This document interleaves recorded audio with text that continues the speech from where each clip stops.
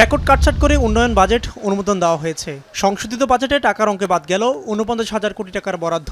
মূল এডিপিতে চলমান প্রকল্প ছিল ১,৩৫২টি।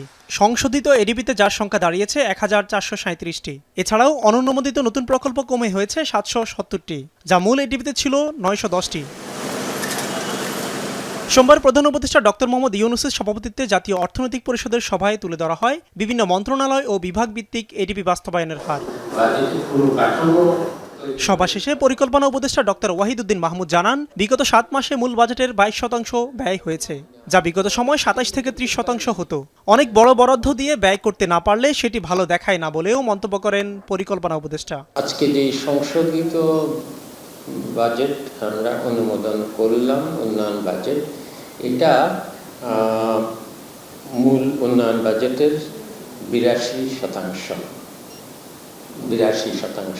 এ সময় তিনি বলেন, স্থানীয় সরকার পর্যায়ে জনপ্রতিনিধি না থাকলেও এ পর্যন্ত ৩০% প্রকল্প বাস্তবায়ন হয়েছে। সব প্রকল্প ইএমআই সফটওয়্যার অন্তর্ভুক্তির নির্দেশ দিয়েছেন প্রধান উপদেষ্টা। তা না হলে অর্থ ছাড় করবে না অর্থ মন্ত্রণালয়। অর্থ বরাদ্দ হয়ে আছে বলে আমার মনে হয়েছে, যেটা আমি উল্লেখ করেছি, যে ওই প্রকল্পগুলোতেই সবচেয়ে বেশি দুর্নীতি হচ্ছে।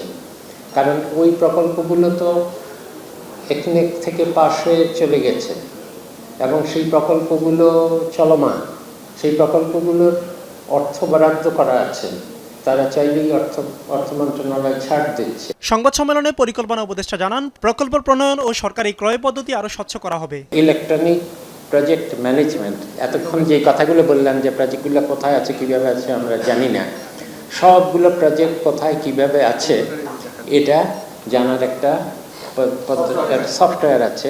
মন্ত্রণালয় ভিত্তিক সর্বোচ্চ বরাদ্দ পেয়েছে স্থানীয় সরকার বিভাগ, দ্বিতীয় সর্বোচ্চ বিদ্যুৎ বিভাগ, তৃতীয় সর্বোচ্চ বরাদ্দ পেয়েছে সড়ক ও মহাসড়ক বিভাগ। মিয়া আমিরুল, এখন, ঢাকা।